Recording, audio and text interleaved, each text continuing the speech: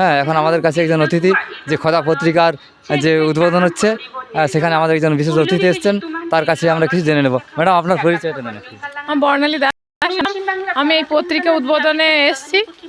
আচ্ছা, আপনার বাড়ি কোথায়? আমার বাড়ি নানুর। আচ্ছা, নানু, কেমন লাগছে এখানে এসে? ভীষণই ভালো লাগছে। আমি আমার বইও পাবলিশ হলো সাধু রামচাঁদ মুর্মুর উপরে লেখা।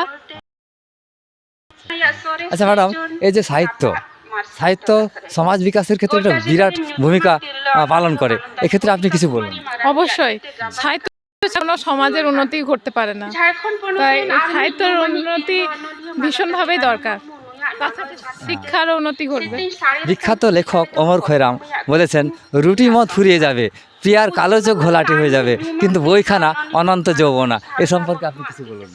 অবশ্যই শিক্ষা ছাড়া কোনো সমাজের উন্নতি করতে পারে না, তাই এটা নতুন কোনো কিছু নয়।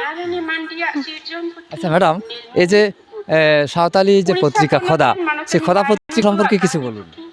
খোদা পত্রিকায় প্রথম এই অঞ্জলি কিস্কু সম্পাদনায় আজকেই এটা পাবলিশ হলো, তাই এটা একটা সাহিত্য সাংস্কৃতিক পত্রিকা।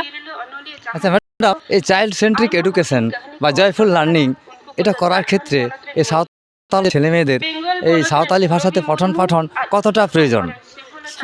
ভাষায় পঠন পাঠন হলে বাচ্চারা তাদের নিজের ভাষাতে পড়তে পারবে এবং আনন্দের সাথে পড়তে পারবে, যেহেতু তারা ভাষাটা জানে, তাদের মাতৃভাষা। নতুন করে আর বাংলা ইংরাজি ভাষা তাদেরকে নতুন করে শিখতে হচ্ছে না, তাই মাতৃভাষায় শিক্ষাদান এটা তো সায়েন্টিফিকলি ভীষণই যুক্তিযুক্ত।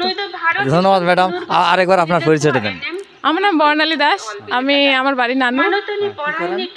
আমি স্টুডেন্ট। অসংখ্য ধন্যবাদ, একটা স্টুডেন্টকে পেয়েছি। নমস্কার। হ্যাঁ ম্যাডাম, হ্যাঁ নমস্কার।